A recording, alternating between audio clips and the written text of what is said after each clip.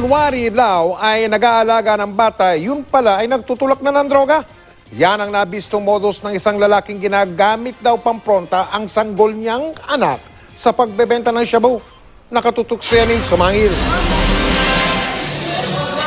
Mula sa butas ng isang bahay, pinitikan ng cellphone camera ng isang undercover police officer ang umano'y ginagawang pagtutulak ng shabu ng lalaking ito na may kasama pang sanggol. Anak daw ng suspect ang kasama niyang bata na ilang buwang gulang pa lang. Maya-maya ay may inabot na siya sa lalaking tumabi sa kanya.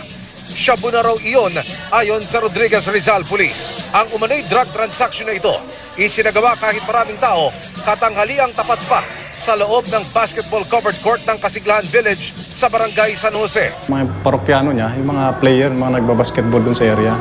Naglatag ng buy-bust operation ng mga pulis pagkagat ng dilim at sa mismong lugar ding iyon kung saan daw karaniwang nakikipagtransaksyon ng suspect. Dinakip ang 21 anyos na si John Paul Aficionado. Hindi naman po sa akin yung shabu na yun.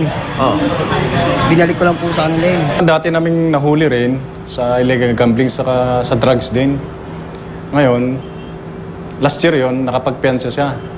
Then bumalik na naman. Ang sanggol na kumpirmadong anak nga ng suspect, ginagamit lang din daw niya sa kanyang transaksyon. Kasama rin sa cover niya yan eh.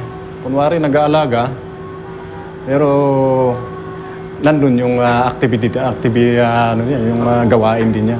Huwag daw mangamba ang nais na magsumbong. Tiniyak ng Rodriguez PNP ang seguridad ng makikipagtulungan sa pulisya. Bigay lang sa amin yung information, validate namin and we will strike. Emil Sumangil, nakatutok, 24 oras.